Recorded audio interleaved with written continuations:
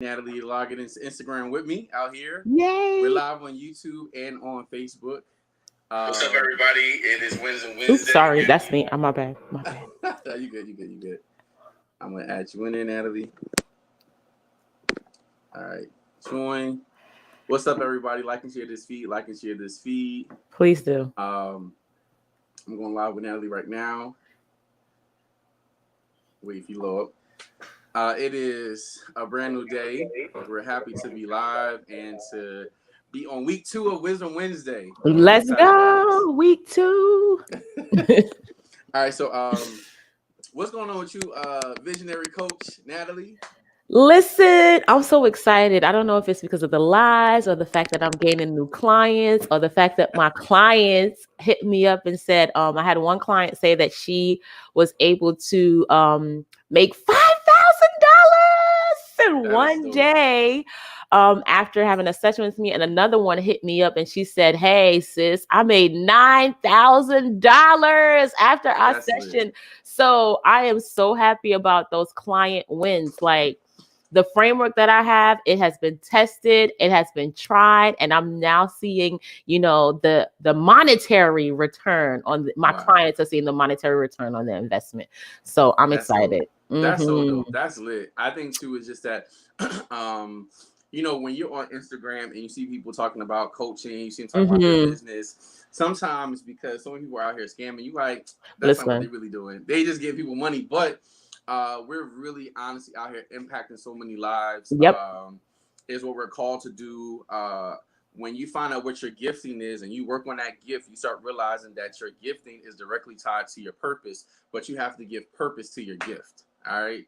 So I don't like when you do those things and you drop those gems like everybody know what you just said. I gotta say it again. So now I remember what I said this time because sometimes I don't remember. So the thing about it is a lot of times too is this is what we really do. Okay, so when we talk about vision coaches, just coaching period, we help people funnel things through life. And first up, we have coaches too. So don't think that we're just giving advice and we're not receiving it too, because you can't give and you're not also receiving, because how can your cup ever be full? So when it comes to coaching, what we help people do is find their gifts, because we all have more than one gift. I don't care what anybody say, you have more than one Tell gift. It. So when you think about having multiple gifts, the goal is how do you see one, how do you identify it as a gift? Secondly, how do you take your gift and to align it with your purpose? Because some people are gifted to sing, but it doesn't mean that's their purpose. But you may find purpose in that in one form or phase in your life. So when it comes to, for me, I know that I've always been good at helping people, right? But I know I'm also good as a chef. There's something I've been naturally good at and stuff that I've learned to do, right? So I knew that when I made my first cake at the age of 10, I knew that it was all right, cool. So this cake was busting. But then I had to align it with a purpose. I had to align it with a purpose because I know for a fact that my mom was a single parent. I didn't want to ask for a lot of stuff. So the purpose was, okay, how can I bless people with the desserts that I make, right? Then that was one gift that turned into a purpose that's leading now to me doing coaching. I would have never thought by making a cake, I've been able to coach people about how to find their purpose. If I would have never made that cake and made it into a business, I would have never been able to coach people about how to start a business, how to operate a business. You know what I'm saying? I do get what you're saying. That's good. All those gifts, you have to really find it and target it and see how you want to make that into, align it with your purpose. I love that. What you got on that one? No, that was so good. I'm like, you just said you have to find purpose in the gift, that the gift itself is not the purpose. And a lot of times we pigeonhole ourselves and think that the gift is the purpose. Because I can sing, I've been purposed to sing. And no, the purpose is bigger. And the gift is just to come help you find your way to that purpose. And I don't think the purpose is so much so like one specific target thing. Oh no. But along the way, it's like, you're building this car and every gift that you have is pieces of the car. I don't know why a car came into my mind, that you need along the way to build this, vehicle to get you to the destination, the vision that God has given you in your life. And so purpose is just the why behind it. Like it's the fuel. it's the igniter. It pushes you, you know, to utilize the giftings more often so you can get to that destination. So I love what you said about, you know, baking that first cake led you to this place of now you're coaching people. It was lopsided and everything. But you had to make the first step. Yeah, and the thing about it too is I realized when I go back and watch old videos and pictures that I did, I'm like, wow, I remember the feeling I felt when I made that particular lopsided thing. Because to me, it was like, wow, I did it. So even too, another thing about really identifying you. So you have kids, Natalie. So you know that when it's Christmas time, right, and they see these, when you give them a gift, if they come off ungrateful, it's like, come on now. But when they realize that it's a gift, it's a certain thing that comes with value. So the thing about identifying your gifts is just that a lot of times people see more value than you see it yourself, right? Because think about a parent. A parent gives you a gift. They worked hard for that gift. They have to pay for that gift. You don't know how if they had to make a payment plan or anything. And when that kid respects it as a gift, it gives a parent, I'm not a parent, but it gives people a feeling of like, wow, they really appreciated that. I don't mind giving them other things because their level of appreciation. So when it comes to your gifts, when God gives us all gifts and talents, when he gives those things, it's like, okay, cool. Are you going to value what I've freely given to you? You know, come on. The gift has value, but it was also given to you freely. So you don't have to pay for your gift. Now you have to invest in it, but you don't have to pay for the gift that you already have. You don't have to pay for it. It's already given to you for you to expand it. So when you start thinking about gifts, what are you doing with what was freely given to you? What, you know, and that's a real thing. Like there's like, even to my friend talking today, he said he lost 100 pounds and he did have the surgery, but it's just like, you have to work with that surgery too, the sleeve. So he was saying, yeah, you know, like we talking about gym clothes. He's like, yeah, I'm trying to see what I want to wear to the gym. And that was the thing where I said, bro, have you ever thought about talking about coaching people with that? Because let's say, for example, is like for me, I know I'm a big guy. So when I go to the gym, I don't want my t-shirt slide up showing my stomach. So like so you may be able to coach people with the proper ways to feel comfortable at the gym, knowing that you lost 100 pounds. You know, like stuff like that is just like a lot of things that we're naturally just talking about that comes free to us is a gift. So how do we want to display that to the world is really, really important. That is so good. It's really, really important. My gosh. And you know what? I love what you said about as a parent, when you see your kids valuing the gifts that you give them, you want to give them more. And I say that all the time because some people think, oh, I only have one or two gifts. I'm like, okay, you only are able to acknowledge the one or two gifts, or you may have only one or two gifts, but God will give you more if you are willing to invest in the little that you have. The little that you have is what creates the abundance that you will receive if you would just invest in it. So I love that you pointed that out. And listen, your gifts are supposed to make room for you. Your gifts are supposed to create because I feel like people don't value it, like you said.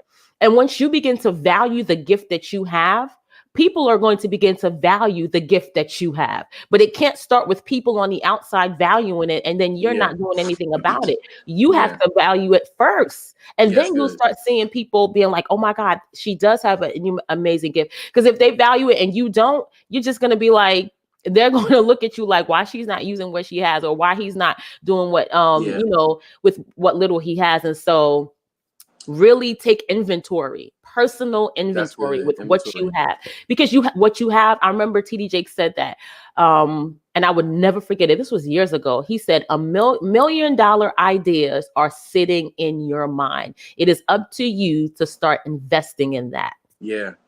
You know, it's good. So I think back too, because I'm a big person of examples. That's why I like, you know, and I ain't trying to make a church. This is why I love Jesus. He gave parables and examples. And I do the same things because examples and stories help me kind of really understand knowledge better. That's just the learner I am. And I think about it is there are people who see stuff in me.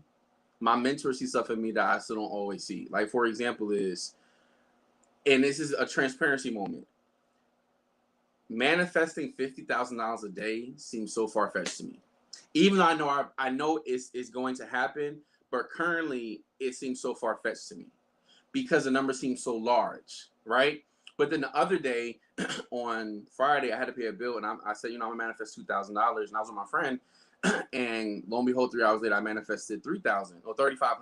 So, but here's the thing about that part. Let's go. I'm sorry, but I had to congratulate you on that. Here's the point, and I don't have it. It's on my vision board. What it says is, I believe by faith I receive with grace has provided for me, and what the word says, the word says, if I decree it, it will be so. Right. So I listed 10 things I want to see. This is when this is in 2017. What I said was I want to manifest $1,500 in sales every week coming to Chef Jay's Encounter. Right. So to me, that was a stretch of my faith, $1,500 a week, right? Now, in one day, my goal was I want to manifest $2,000 a day, man. So it's just like the fact that 1,500 was big.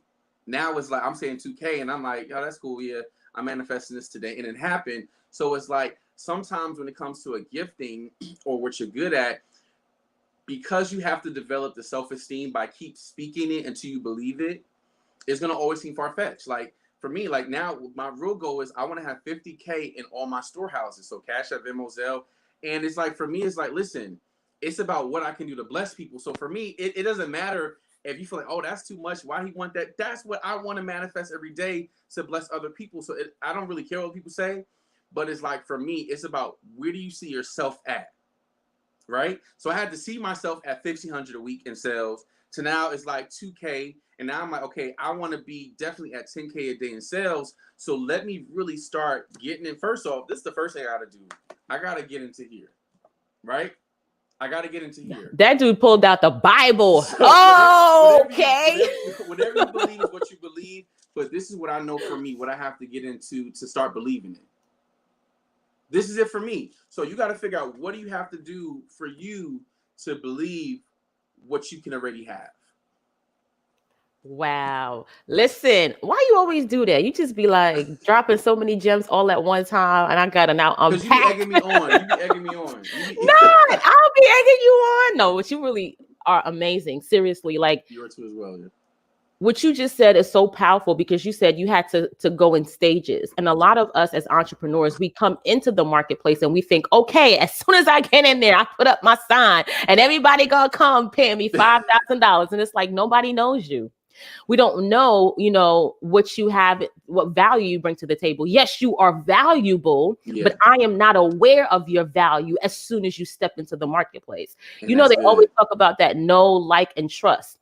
And people want to go from, I don't know you to now I should be able to trust you. And there has to be stages to that thing. Yeah. And also with those stages, you're developing your mindset as well. Like you have to go from, not everybody, but some people got to go from, okay, I'm going to charge $100. I want to make $100 in an hour to I want to make $100 every minute, or I want to make $1,000 an hour. You have to build up to that thing. And so I love that you had a far reaching goal, but then now you're saying my manifestation has to be in stages. Yeah. I'm going to keep walking this thing out until I'm learning, like a baby starts by crawling.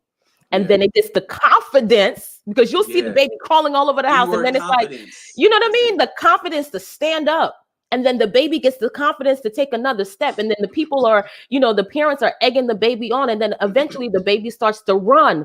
But that doesn't all happen in one day. And people forget that. Just like a baby takes, seriously, a baby takes about, 9 months or 10 months. Some babies take a little bit longer to walk and run. Yeah. We have to understand when we come into the marketplace, it depends on our belief. It depends on our confidence. It depends on us, on how long it's going to take for us to, crawl, walk, run, stand, whatever it is. But we can't just be so focused on everybody else is running. I got to make sure I'm doing that now, because you will burn yourself out. Yeah, and that's a good point you said about that part, because think about it, when you go to like a track race, I'm not sure everybody went to track race, there are individual lines that tells you not to cross over to the left. Come on, Josh. But stay in your lane. So for me, like, I realized too is that I have to stay in my lane. And I have my books out. So it's this book by Stephen Covey. They just happen to be right here, right? So it's this book by Stephen Covey called First Thing First, right? One of my mentors from high school got me to read this book. Reverend McDonald. One thing I love about Reverend McDonald is he always taught us that our gifts are for beyond the church, right? Because when you're a church kid, you got to use it in the church. And it's like, that's not always the case, because we try to get people outside the four walls, not in the people that's already here. So in this book, he did a whole a teaching on this, right? First things first, and what I love about this book, it talks about living life from the time clock versus the compass, right? A lot of times we are in a hustle and bustle of I gotta do this, I gotta do this, I gotta do this, right? That was this morning. I set my alarm for the gym to be at 6 a.m. I was disappointed because I was knocked out sleep, but I also stayed up mad late, right? So instead I said, Josh, just do some simple workouts in the crib, read your Bible, do some meditation, and it's cool. You might gotta do it for a shorter period of time, but just get it done. So what happened is when you live in type like that, schedule like that, sometimes it can be overwhelming because when you live life by the compass, it's a direct GPS destination. Even if you swerve to your left, please turn right. It just directs you back. So when you're living authentically by a compass, you have a target goal, right? And so this is why when you start thinking about why your life is kind of going all over the place, take a breath and say, okay, what is my actual goal for today? What is my goal for the week? What is my goal for the year? That's why I love when churches, they do like, what's their theme of the year? And they reflect on it a lot. That's very important because it's good to set different themes for your life. You know, what's a good story without a theme? You know, like even too, when you're writing a dissertation, what's your thesis statement? Like having that identified compass goal is so impactful when it comes to going where you're going. Like, you know, like this book was really challenging to me because I had to really realize that even too is, especially one of these that we're talking about today, is managing purposeful relationships. When it comes to the time clock, people can bring you stuff that does not have to do with you. But when I'm on my compass and my purpose, I'm like, hey, I really wish I could help you with that. But right now, currently, it's not really ordained to my purpose.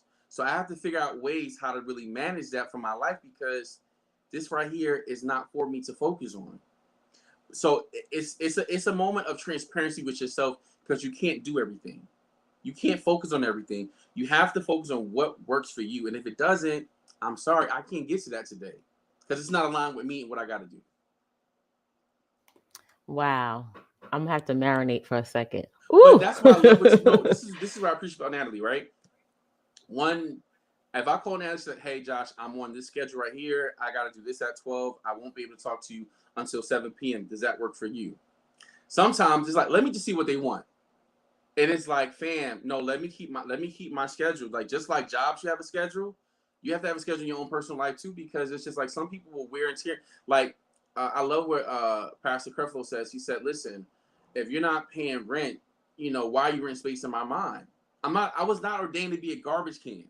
And sometimes we allow garbage in our life, and sometimes we bring it there ourselves.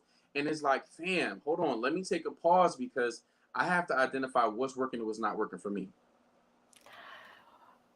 Okay, I had to process and now I had to double process. You said I am not ordained to be a garbage can. That is powerful right there. I'm not a dumping ground that you can cut. And as you know, entrepreneurs, a lot of the times, if that's not true, let me know. But most of y'all are the strong friend in the group. That's why you decided to jump out into this space and this atmosphere, because you have the mindset and the ability to know, okay, this is going to be a treacherous ground. There's going to be stress attached to it. But who I am right now, I can handle this. So you're the strong friend. People are always coming to you. And when you become an entrepreneur, you may not have the capacity you had as a corporate worker, as somebody's employee, to handle this garbage that they keep bringing to you, because you have a way of processing that thing wonderfully. For my coaches out there, y'all know I love my coaches, and we are the type of people that we've been the counselor to other people. We've been the person that they come to you know, process all the stuff that's going on in their life. And when you become an entrepreneur and you're like, you know what, I'm going to build a business with this thing, you have limited capacity for the foolishness. So you have to realize it is foolishness.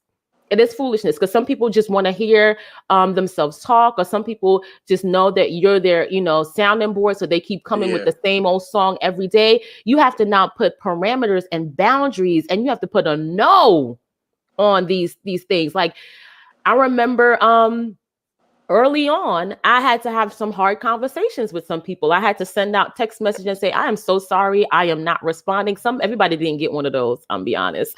But some people did get one. And it's like, I'm so sorry, I haven't been talking to you the way that we were before, but this business is taking a little bit more out of me than I thought. And I just don't have the time to spend like we used to. And I hope that's okay. And a lot of people were fine with it. They understood because they also understand entrepreneurship. But when you're not ready to face that and confront that, you're going to allow your business to suffer because you want to make sure that everybody around you is comfortable.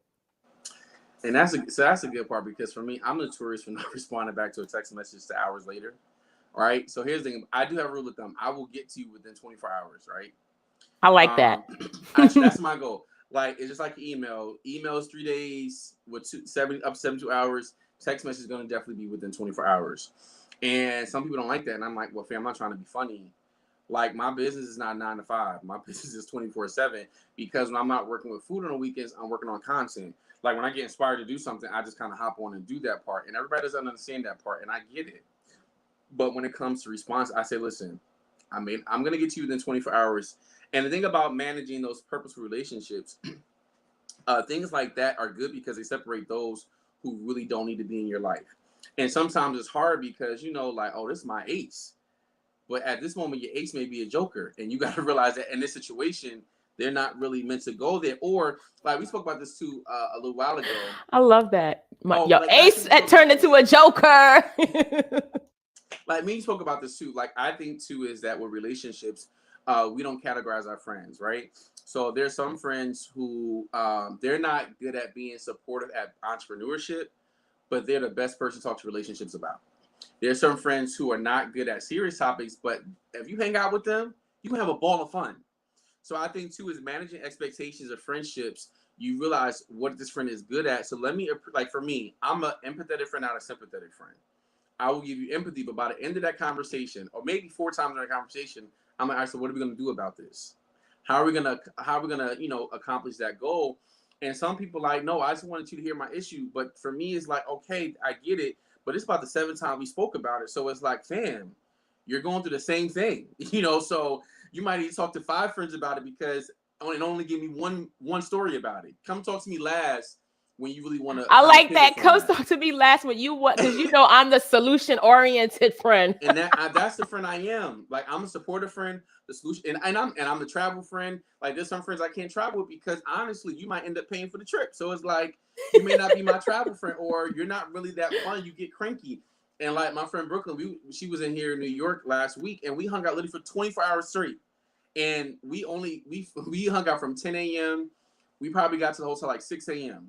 But we had a ball. So it's just like, listen, like, let me be that. First of all, let's do this part. Like, I like to identify the friend when we first start. So let's talk about what you good at, what I'm good at, what you're not good at, what you're not. This way, we don't have to manage expectations or be offended if something doesn't work out or we have a rift in our friendship. Rifts in friendships come, right? For me, because I know I'm aggressive, sometimes I become passive aggressive because I know if I start saying how I feel about certain things, it may come off and hurt someone's feelings, right? So for me, I've learned to, and it's something I'm always working on, manage the expectations with my friendships, because I'm like, okay, you know what? At this point, I knew this was not your strong point. So when did I go wrong with thinking that this was your strong point? And for me, do that with me too.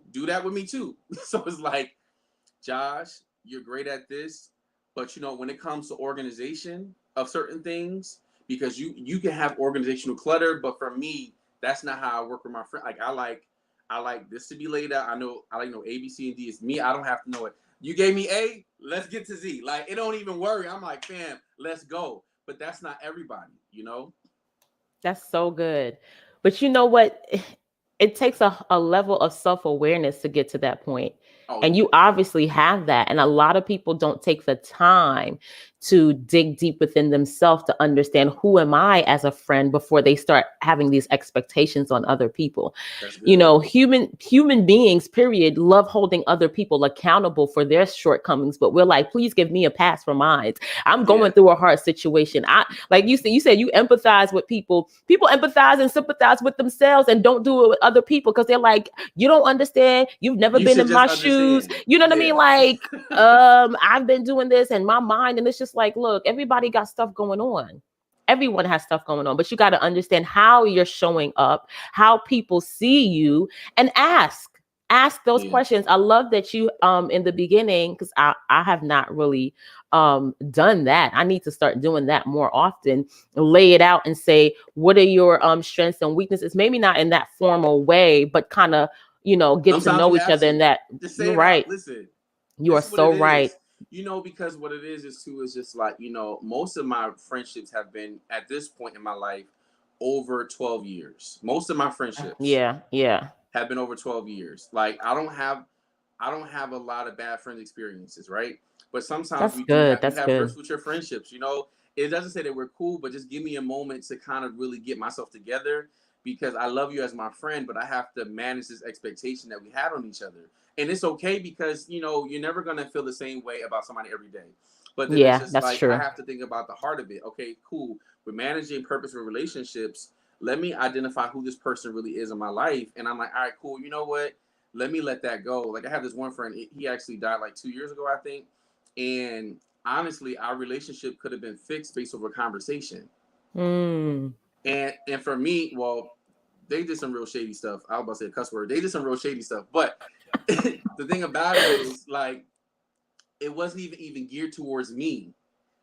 But I wasn't, it's a bystander. But the thing about it is just like, fam, like, I'm learning that I'm only going to get one April 20th. Shout out to all the 420 people. Wow. I want to bring only one. You know, I want to get only one 420 today, right? So with just having that only one day to live this day, let me really reevaluate that, because I'm only going to get one day to make this right.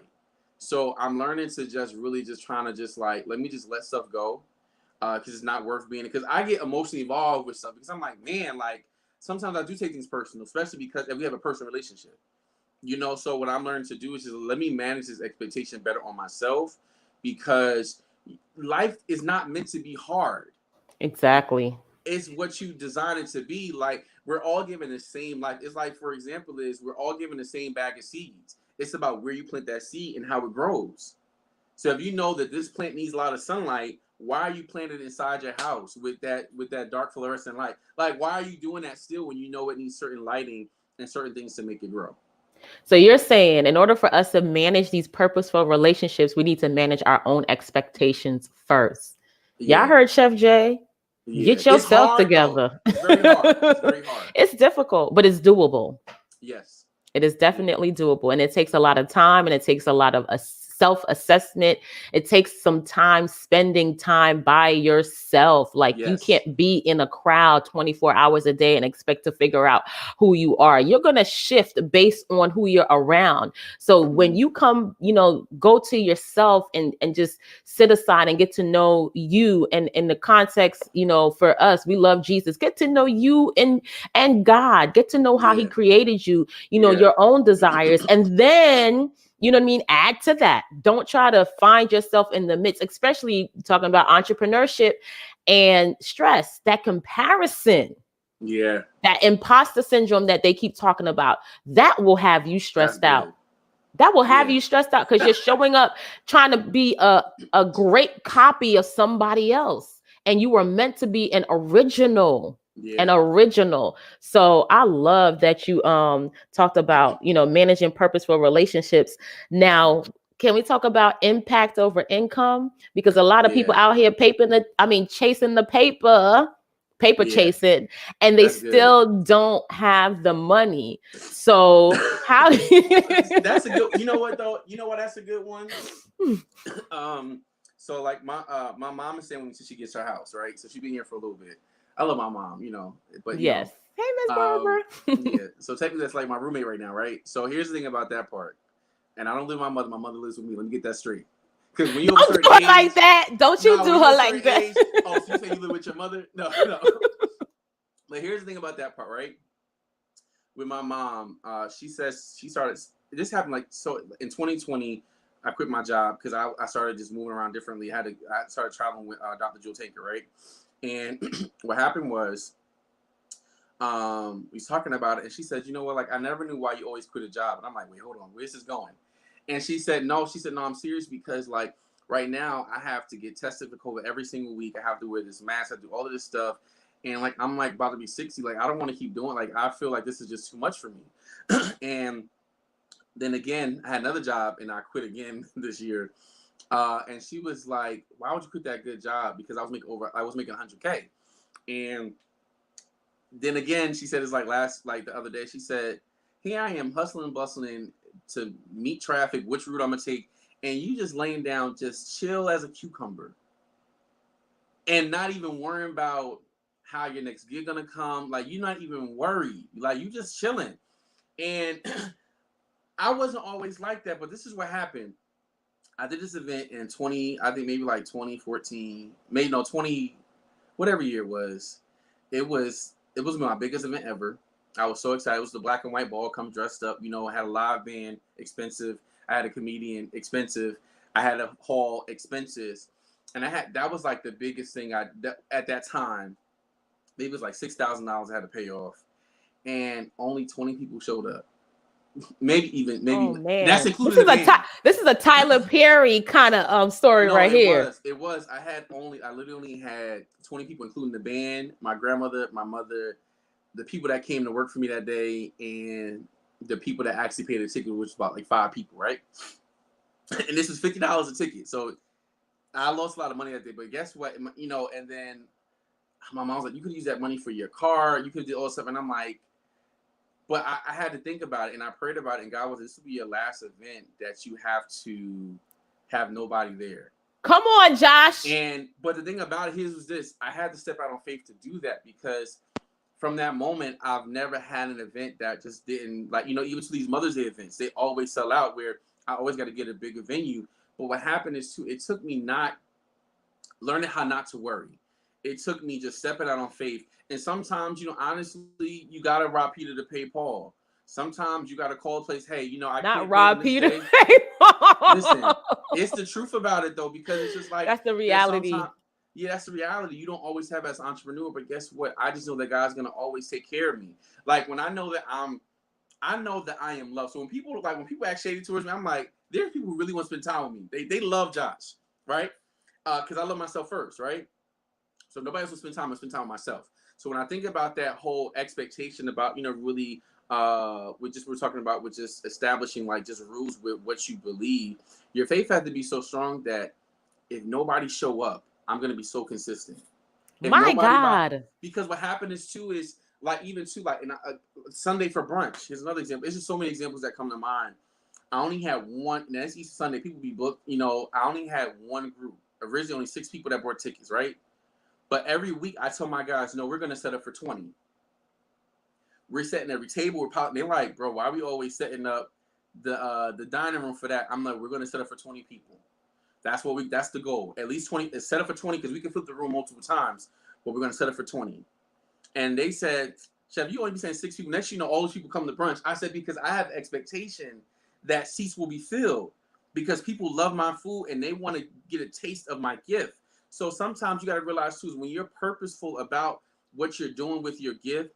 Like my mentor said, hey, make 20 shea butter. When I said, yo, make all, like, she said to me, like, Chef, people don't be buying. I want to make sure I have enough stuff. I said, Callie, have the product available, because if you don't have expectations of being prepared, how can your expectations of making money ever come to pass? So I do it as of already I'm a millionaire. I do it as if I'm going to sell out. Even if I don't, I'm going to record some dope content of them 5 people that was there. And I'm going to post it to the millions of viewers on Instagram and Snapchat and Facebook.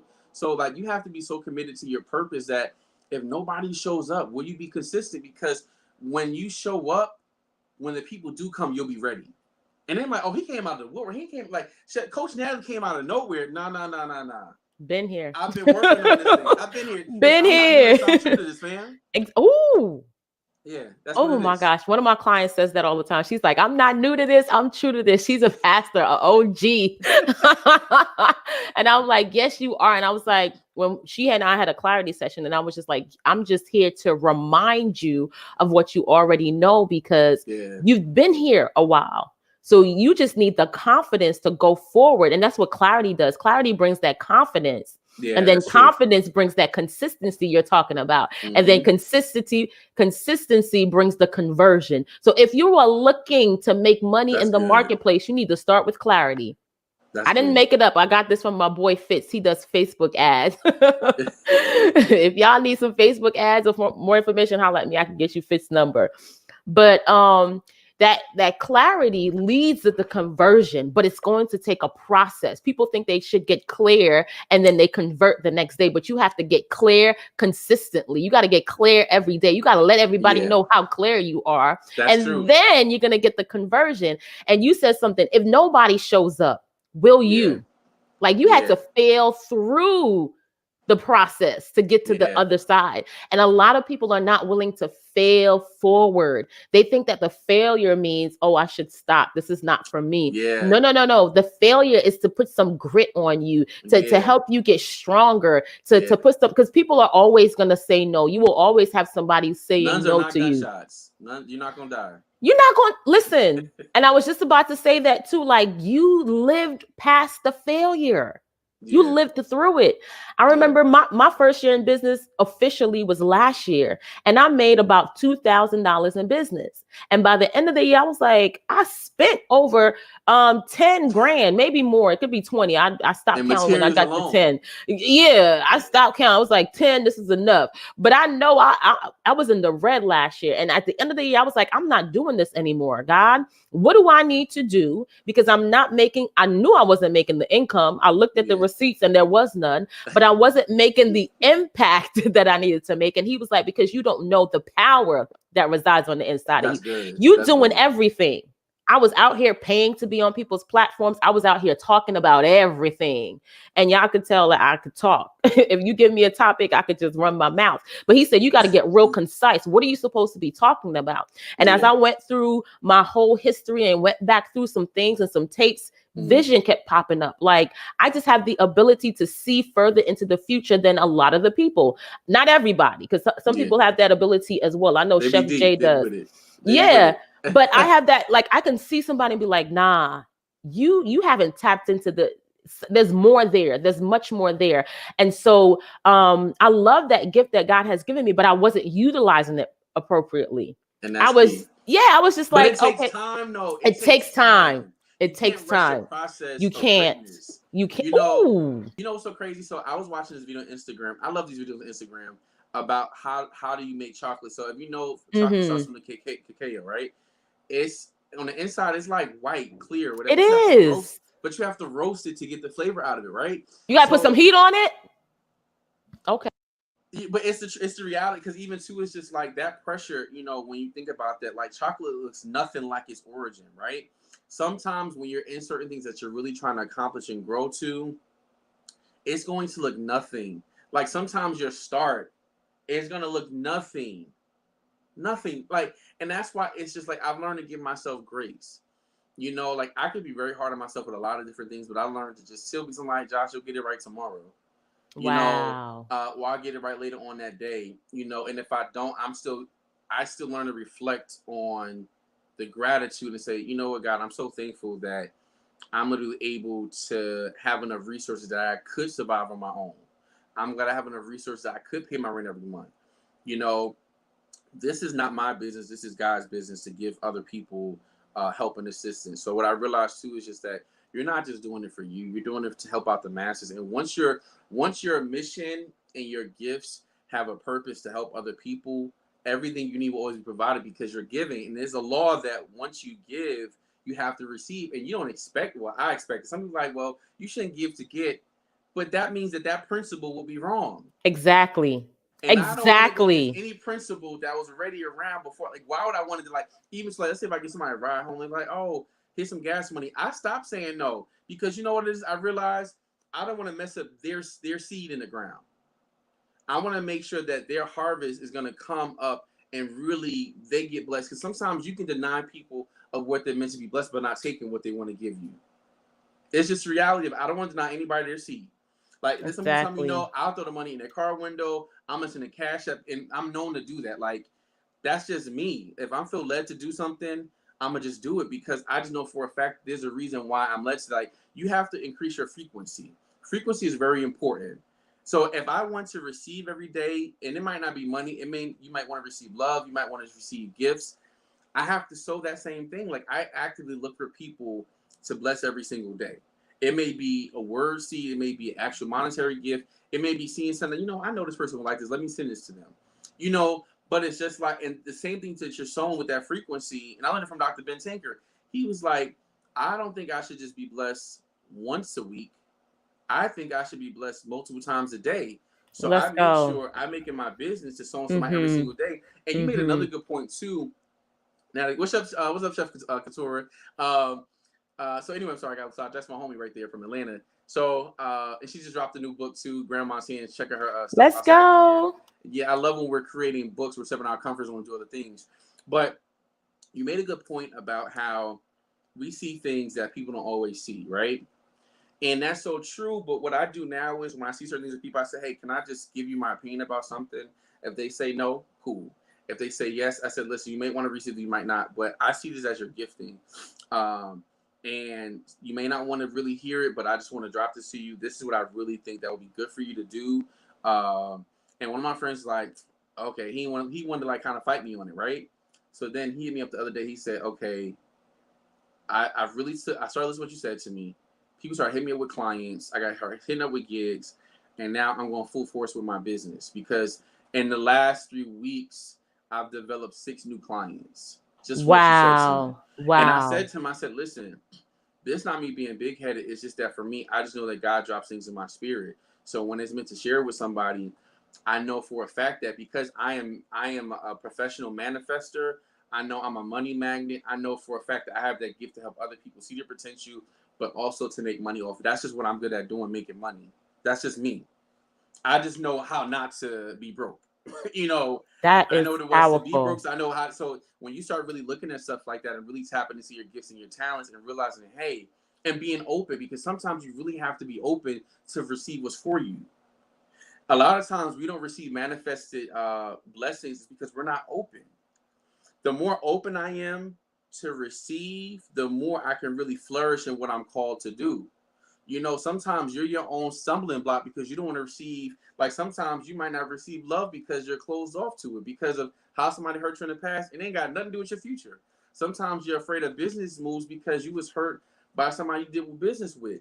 The thing about it is too, life goes on with it without you. So you can either find ways to get better and produce, or you can stay stuck in a rut and never go to the next level. The next level is waiting for you, but when are you ready to crash and break that glass ceiling?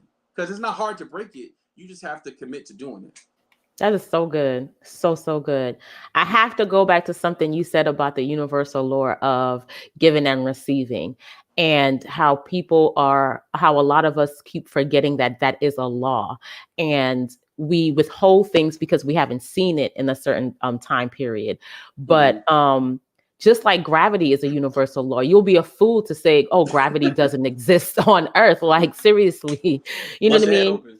Right? Like the law is what goes up must come down. Yeah. And then you say, oh, well, look at the bird. The bird has to come down. It takes a longer time for the bird to come down. So how does, other people or the people that created the airplane looked at the bird and say, how is the bird defying this law at this particular time? What is it doing? And so they kind of use that to kind of mimic, okay, how do we create the airplane? And people are forgetting there are laws that are at play. The principle at play is when you give, you receive. So what you said is, how do I increase the manifestation of receiving? I increase the frequency of giving. So I'm a give because I know the universal law states that I will receive whatever I put out there. And honestly, like, you just kind of changed my mindset because I was thinking about it in terms of physical manifestations. But like you said, with love, if you want to receive more love, what do? You give more love. Yeah. You know what I mean? Yeah. If you want to receive more patience, what do? You give more patience. That's So those good. are the things that we only look at it one-sided. Like when people read the Bible, you know, I love me the Bible, but them Bible thumpers, sometimes they just read it with one set of eyes and they forget Yeah. that you can take one scripture. That's how deep it is. That's why I love the Bible. You can take one scripture and you will be digging and unpacking that thing for the rest of your life, because it's deeper than just the surface. Yeah. Giving is deeper than just receiving. It is the mindset of giving, and you set up your life, and that's what we do, honestly. And if you look at a lot of entrepreneurs, a lot of people that are wealthy, not everybody, but a lot of people that are wealthy, that are making impact in the world, is their mind wasn't about the money. They knew that once they made the impact, the money would follow, because their purpose, profit is connected to purpose. When you operate in your purpose, you will see the profits, you will see the reward, and you won't have to worry so much about the finances. But a lot of times we're chasing the paper and chasing the finances, and the paper is running from you because the paper is chasing the purpose, and you don't have any. So once you start getting really connected to our purpose and walking in alignment with our purpose, then all the money that we desire, all the finances, the wealth, and all the other stuff, it definitely comes. Like once I got really clear about what I was called to do in the marketplace, the money increased, and it increased in stages. The first month it was only like 400. The second month it was like 1,200. The third month it was like 1,800. And it just keeps increasing from there. But I had to stop focusing so much on the money and start focusing on the purpose. What am I really called to do? You know, yeah. And it's funny because like the other day I kind of been studying a few different scriptures. You know what? So like even too, like for me, I've been trying to do the phone on the Bible, but for me, I fall asleep, I get an Instagram notification, I click off. So what I did now, I keep my Bible next to my bed, right? And for 2 days in a row, I was directed to Ezekiel 3, right? And then today I went into Psalms 119. And so Ezekiel 3 talks about the voice said to me, "Son of man, eat what I'm giving to you. Eat the scroll, and then go and give this message to the people of Israel." Right? Then Ezekiel, I opened my mouth, and he fed me the scroll. Right? Fill your stomach with this. And when I ate it, it tasted sweet as honey and in my mouth. Right? So I kept reading some more about it, because the whole point of that part was Ezekiel had to deliver something really, really hard to people who were not ready to receive. Right? And a lot of times as coaches, we go through this where it's just like we're just regurgitating what we get our personal time of self-development, right? Everything we learn is just a regurgitation. That's it. That's I'm it. just saying, I'm like a sponge. It fill up, I squeeze out. Fill up, it squeeze out, right? I love that. But it was interesting to me. Is like the first thing is just like we have to be obedient to the voice that's always talking to us. Trust your inner.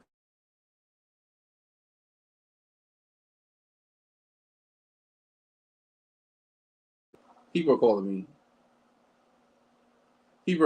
I'm sorry. People are calling me. You're fine. They were doing the same thing to me on IG. Talking about nothing. But the thing about it is too, what I learned too is that when I read this part, and it's so crazy how clear you are when the first word was just to put the Bible next to your bed, right? And so I'm like, I don't really be reading Ezekiel. So when I read this part, it's like, son of man, eat what I'm giving to you. First, I had to follow the directive. I had to sit and eat. I had to sit down and physically allow God to minister to me, right? Let me sit and eat on his word. Let me read this word. Because the second thing is what I'm sitting down to ingest is for the masses. So things that you are working on, what you're really training, what you're like trying to give to the world, is just not for you. Like your gifting is not for you. It's really for the world. But the thing I love about this part, it says that when he ate it, it tasted sweet as honey. So what happens too is when you get clarity becomes sweet as honey to your life. Because like when I was with Dr. Stacia, maybe last year around this time, and so I said, "Hey, can I come cook for you for a few days? And can I trade it off for some mentoring?" She said, "Sure." So when I spoke to her, she sat me down. She's like, "All right, cool. Put your phone. Don't even try to text us. Just listen, right? Listen, sit down." And it's this crazy. She did this. I just came to me. She told me to sit down, and then she just started to talk to me. And what I was stressing about for like 4 months, she gave clarity in 20 minutes. I had to be obedient to, because sometimes we're so busy doing stuff that we never stop down and just sit to allow clarity to come to us. Clarity is good for everybody. But when you're so busy moving, when you're so busy moving by the time clock and not by the compass, I could bring the books in here.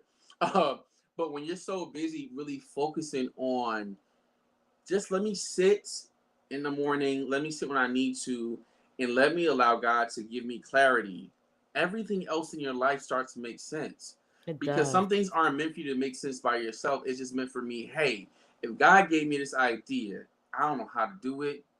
I don't even want to be pressing myself to figure it out when I know that I can just sit and get clarity and everything. Like it says that he'll make your crooked ways straight. Is that what the scripture says? Yeah. So he'll be the light into your path. And the That lamp stuff of is your feet. real. That stuff is real. So it's like when you start to really live in manifestation, some stuff like that becomes so real to you that's like, it does. Wow, I just gotta sit and be still. That's what I gotta do. Sometimes you gotta sit and be still and allow God, whoever you believe in, just to speak to you and get that clarity. So that's where I'm at in my life. When it comes to impact over income, I know that I'm meant to touch the masses. I know I'm meant to open up a school for students who need help. I know I'm meant to, I know what I'm meant to do. It's not a question about it. Every day that goal is evolving. But the thing I'm learning to do first is to sit and get clarity. And other people who don't have a problem with what I'm saying, they be like, but how you know God told you? Like, just like he talked to you, he talked to me. Yeah. He talked to me too, fam. Like he talks to me too. So I get that,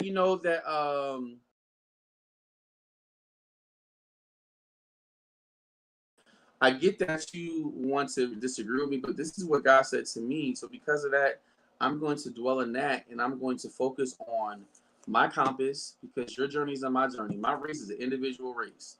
And I don't care if you get it or not. I'm so hungry about getting what I need to get to manifest that I don't have time to be around people who don't get it.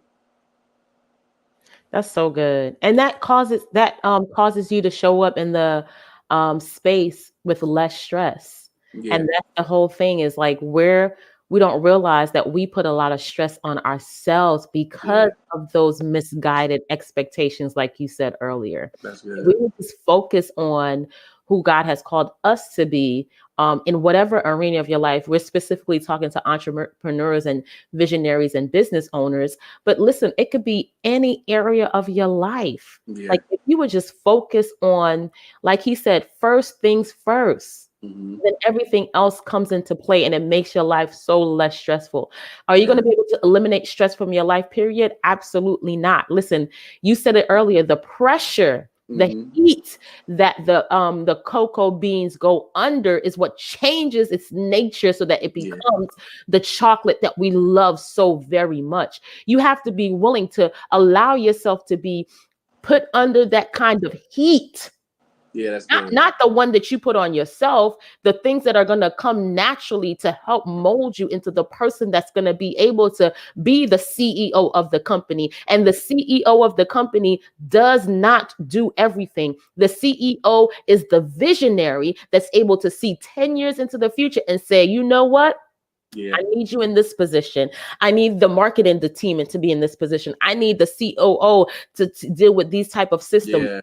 But they're not doing everything. They're just the person that's able to see further into the future. So if you want to position yourself as the expert in your particular field, let's Chef Jay and I help you out on this part of your journey because we have been through the fire.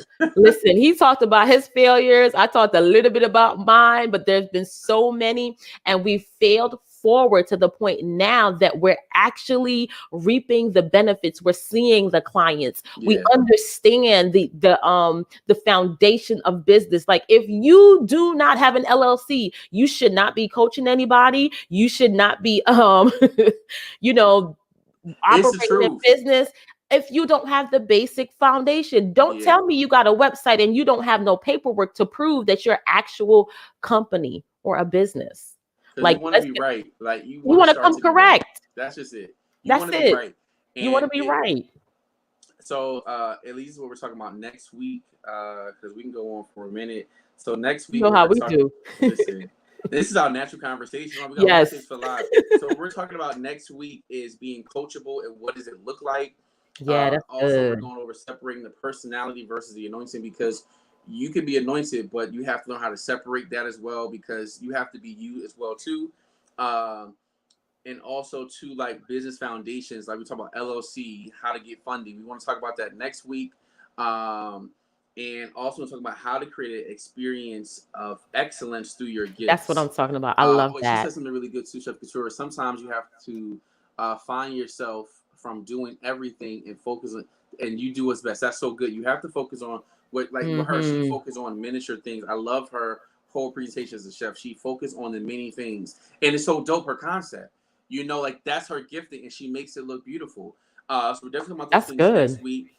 If you're looking to really connect with us on a coaching level, you can click the link in our bio. My bio says Coaching with Chef Jay. I want you to fill out that link. I have some questions for you, and then we talk more about coaching. Natalie, what's your how can they reach you with your coaching program? They can go to the link in my bio, or they could just go to Natalie.